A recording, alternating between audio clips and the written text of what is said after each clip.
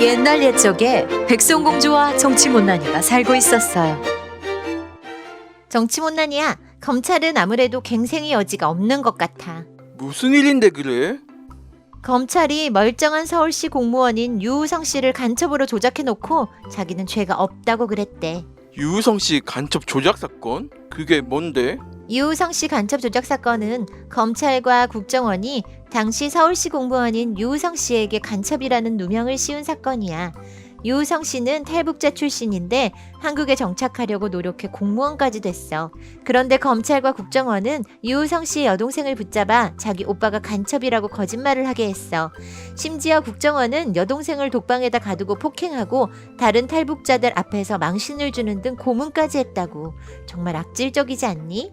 와, 이건 좀 세네. 이 사건은 재판에서 조작됐다는 게 밝혀져서 1심, 2심, 3심 모두 무죄 판결을 받았어.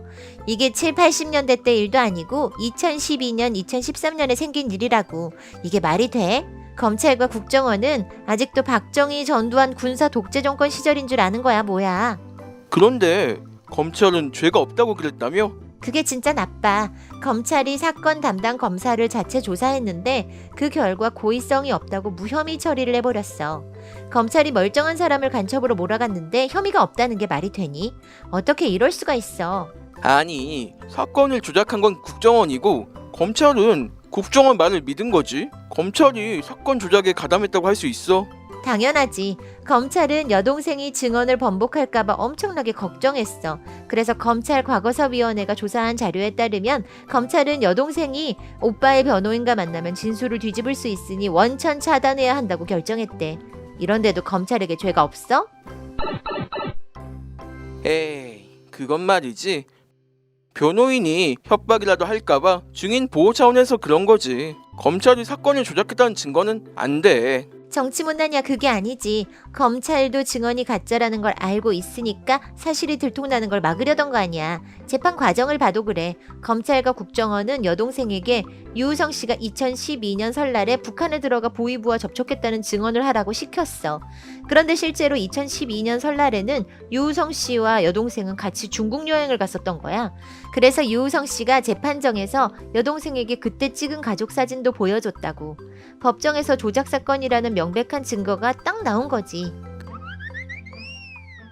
그러니까 간첩 사건 조작은 국정원이 한 거고 검찰은 몰랐다니까. 만약 검찰이 사건이 조작됐다는 걸 몰랐으면 유우성 씨가 사진을 제출할 때 어떤 반응을 보였을까? 유우성 씨가 정말 간첩이 맞는지 의심하게 되지 않을까? 그런데 검사가 사진을 보고 뭐라고 그랬는지 알아? 여동생에게 이 사진이 진짜냐고 물어봤겠지 뭐. 그래야 정상이겠지? 그런데 검사는 뭐라고 했냐면 변호인이 사전에 제출하지 않은 자료입니다. 지금 여기서 보여주면 안 되죠. 라면서 증거를 무시하고 부정했어. 검사가 어떻게 이런 반응을 보일 수 있었겠니? 검사가 이미 조작 사건이란 걸 알고 있었기 때문 아니야? 거참, 국정원이 실수를 할 수도 있지. 간첩 잡는 게 중요하지 사소한 실수가 중요해? 검사도 유성 씨가 간첩이 맞을 거라고 믿었던 거야. 그러니까 국정원이 실수했더라도 보호해준 거고. 한마디로 검찰은 나무가 아니라 숲을 본 셈이지. 나무가 아닌 숲? 간첩을 잡기 위해서는 억울한 사람을 간첩으로 조작해도 봐줘야 한다는 거야? 법정에서 여동생이 진술이 엉터리라고 드러난 사례가 한두 개가 아니야. 예를 들면 검찰과 국정원은 여동생에게 유우성 씨에게서 USB를 받았고 중국의 한 PC방에서 USB에 담겨있던 한글 문서를 열어봤다고 증언하게 했어.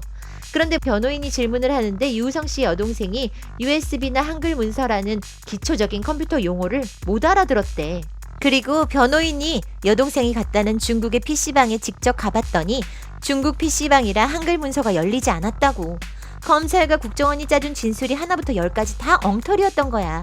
이쯤 되면 검사도 이상하다고 생각해야 하지 않겠어? 그런데도 검찰은 계속 유우성 씨는 간첩이 맞다고 주장했어. 검찰이 국정원과 한패였던 거지.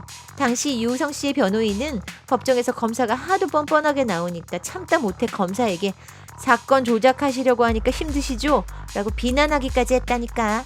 아니야, 검찰은 같은 국가기관이니까 국정원 편을 든 거지. 검찰도 사건을 자체 조사해봤는데 증거가 없다고 나왔어. 무슨 소리야. 2017년엔 법무부의 검찰 과거사위가 꾸려져서 이 사건을 조사했는데 과거사위는 조사 결과 사건에 참여한 검사들은 국정원의 인권 침해 행위와 증거 조작을 방치했고 증거 조작을 시도할 기회를 국정원에게 제공했다라고 밝혔어. 그런데도 무혐의야? 아니, 담당 검사는 어쨌든 그냥 시키는 대로 한 거 아니야.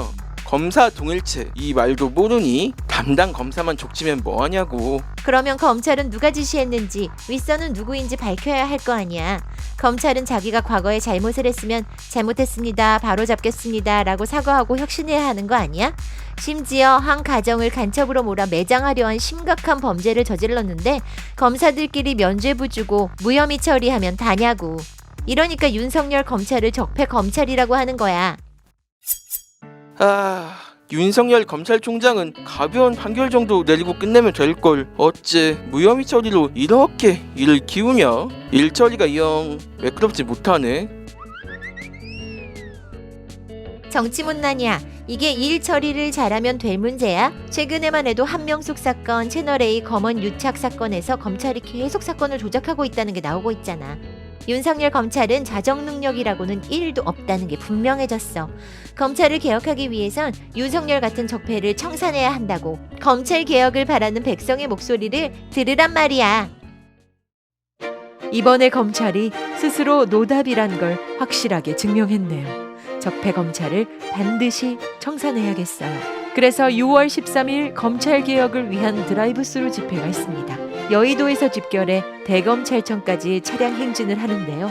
많은 분들이 함께해서 국민의 힘을 보여줍시다. 백성공주와 정치문난이의 이야기는 계속됩니다. 재밌게 보셨다면 구독도 해주세요.